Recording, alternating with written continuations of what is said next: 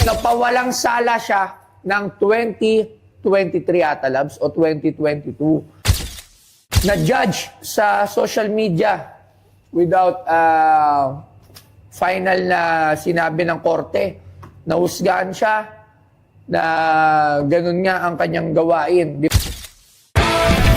Anong ibenta mo? Dito lang sa Pinay Stars. Oy! Boss, Ba? gandang umaga, boss. Good morning! Ano yung dala mo? Ano to? Documents, yung mga, yung nakulong si Looney. Documents! Nung nakulong sila. Si Looney. Uy, Paano ka naman nagkaroon yan? Pinabibenta lang to, boss, eh. runner talaga to eh. Marami itong mga diskarte. Labs, naalala mo dati, ang unang episode natin with Looney, yung kotse na Subaru na galing sa akin, tinry ibenta pero hindi ko nabili kasi nga medyo natasan ako. So may kinalaman din yon dun sa pagkahuli ni Looney noong 2019. So alam ko kasi kung kailan siya nahuli, di ba? Para lang sa kalaman nyo kasi, kaibigan ko talaga si Loons at nung nangyari yan 2019, halos lagi kami magkakasama niya, piti nila Papa Ron Andy. So alam ko yung 2019. So ngayon, sige nga, tingnan nga natin kung anong dokumento ba yan. So, boss. Oh, parang yung kay Badang!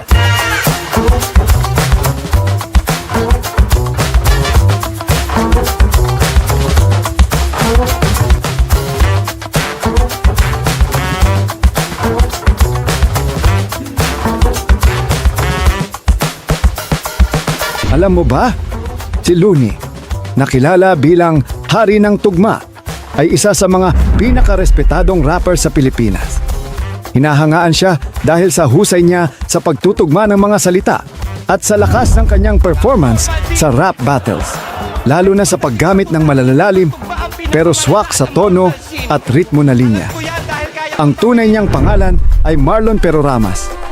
Isa siyang Filipino rapper at songwriter na sumikat sa rap battles, collaborations at mga kantang nagkukwento tungkol sa tunay na buhay at mga isyu sa lipunan.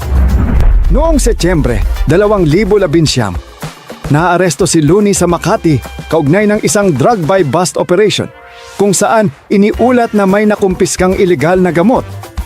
Nakulong siya at kalaunan ay nakalaya matapos magpiyansa.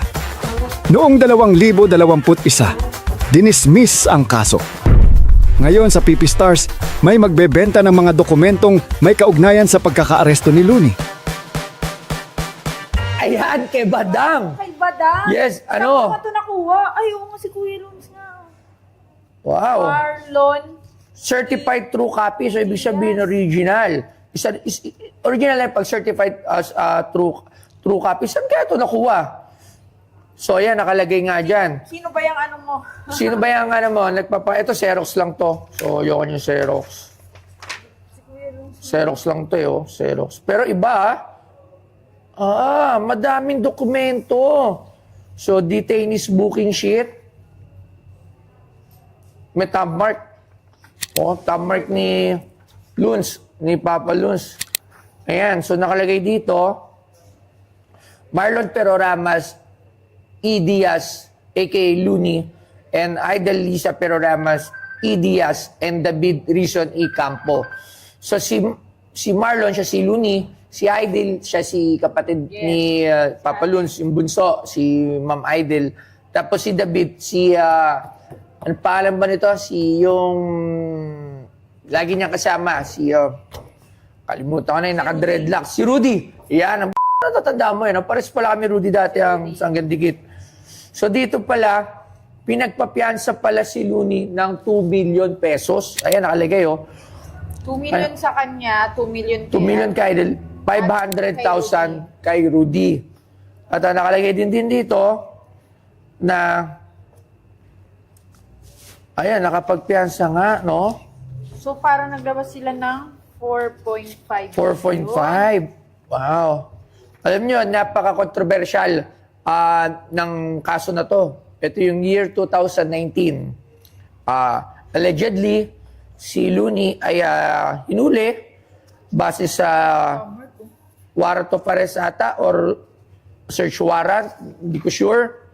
At sa Makati basement, tapos si Looney papunta sa isang gig sa cancer patient, ang sabi.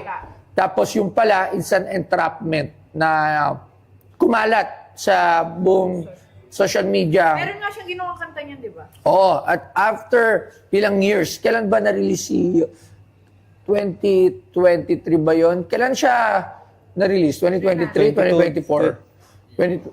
Hindi, yung ginawa yung kanta. Tinan mo nga kailan siya na-release. 2023 ata siya na-release, Loves, kasi yung kotse. Kung di ako nagkakamali. O 2022. Kasabayan niya yung si Francis M. Kasi si Francis M. yung kay the next day, pinost natin yung kay Looney. Okay, ito lang ito. Tawagin natin, tingnan natin nga si mamaya na tawagan si Papa Luz, baka tulog pa yan, wala pa nasagot sa kanila.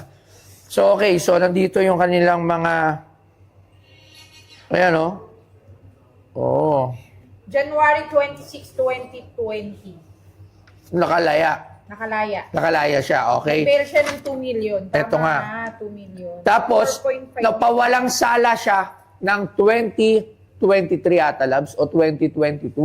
Kaya, si Papa Looney, nakalaya at wala siya talagang kaso at talagang pagkakalam ko, kumbaga, napawalang sala siya sa lahat ng mga inakusa sa kanya. Isa siyang katibayan, isa siyang katunayan na judge sa social media without final na sinabi ng korte. Nahusgahan siya na ganun nga ang kanyang gawain. Di ba? Nung panahon na yun, masyadong maraming dumurog sa kanya, masyadong maraming nang-bash sa kanya sa social media at kung ano-ano pa. Pero yung pala, hindi pala totoo. Di ba? So ano pa yung dala mo? Damit. Damit. Sa loob. Damit niya sa loob yan, boss. Wow.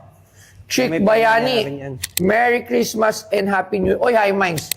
Naniniwala ako na kay Luns to. Kasi Hymens, kay ano to eh. Kay Papa Omar. Yan, kung alam niyo lang, isa si Papa Omar ang tumulong kay Looney. At alam naman yan ng mga nasa circle ng hip-hop na isa si Omar ng High Minds ang isa sa mga tumulong kay Papa Looney nung time na nandyan. Di ko na i-elaborate pero malaking bagay ang naitulong din ni Papa Omar kay Looney. Ayan, so shoutout sa iyo Papa Omar. Ayan, napakamatulungin talaga niyan. Alright, so hindi nasagot si Looney at malamang tulog pa to. Tanong muna natin kung magkano. Kaya nga, magkano mo ito pinapabenta? Malaki yan, boss. Magkano? Kalahating milyon sa ano. 500,000? Saan mo naman nakuha yung pala? Bibilin ko na lang yung kotse ni Looney. Kung 500,000, di ba? Pero magandang document to. Kasi ito yung mga... Si Badang ba magkano natin nabili? Mahal natin nabili ngayon nung mga una eh. Kasi hindi pa tayo masyado... Kasi si Badang mismo ang nagdala nandito, di ba? Oo. 500,000. Pero sa document ng isa sa pinakasikat na by bus na nauwi sa pagwawalang sala. Magkano? Sino mga magkano pwede dito? Ano mga?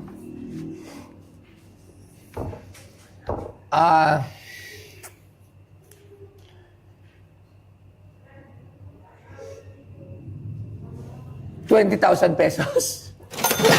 Layo naman, boss. Ha? 20,000? 400, boss. 400? 25? Layo eh. Di kaya eh. Wala kasi siyang ano. Di ba? Tawagan mo yung boss mo kasi kung bibilin ko ng 400 to, mas bibilin ko na lang yung kotse na sana nandito pa. Tapos, mabebenta ko pa. Kung may bibilin nga ako, bibilin ko na lang yung kotse, mabebenta ko pa. Diba? Ito kasi for display lang to at ito yung mga tinatawag na mga pang museum piece kasi yung mga hindi nakakaalam. Para Oo. yun ang 30,000. 30,000. Hindi ako makapag-decision, boss eh. Tawagan ko muna yung nagpapabenta. O sige. Siyempre, Okay lang. nag-kickback siya dun eh. Bawasan mo muna yung commission mo. Oh, sige. 30,000. Sige, tawagan Tawagan mo ko muna. muna. O ano? Ano sabi? Boss, hanggang 150 lang eh. 40,000. O sige. Isagad na natin, Labs. Sige, magkano ang sagad na natin? Ha? Okay, bago natin isagad, gusto ko munang i-plug tong aking Toyoware. So, available siya sa Toyoware at sa Posi. Where, ayan, order na po kayo. Crop top po to. Gusto niyo po makita? Gusto niyo po ba makita to? Tingnan niyo. Yung sta na to. So, yan. So, yan o. Alright. So, okay. Nag-promote na ako. Sasagad ko na to ng 50,000 pesos. Tawagan mo si... Tawagan ko ulit ha. Tawagan mo ulit. Hanggang dun lang ako or walang deal. 50,000 or nothing. Sige. Sige, tawagan ko ulit. Tawagan mo ulit. Anong sa tingin mo dito? 50,000 pwede na to. Pang-display to. Okay na yun. Kasama na to. Kasama na yan. Ano? Ngayon na daw, boss. Yun na. Ano? Payag na, Kita 50. mo, dapat 40 mo. Dapat 40. Oh, 50,000. Maraming salamat. Salamat. Sige. Punta sa office para dito sa ating Looney item. Alright. Ayun, okay naman yung deal namin ni Boss Toyo. Kaso, 500 ko binibenta eh. 50 lang yung nakuha eh. Pero ayos na rin. Salamat na rin. Anong ibenta mo? Dito lang sa Pinoy Pawn Stars. Ate, malam ko po na kayo po ay nalungkot dahil siyempre po tayo po in-expect natin na mali. Pero ayon po sa ating expert, yun lang po talaga ang presyo nito.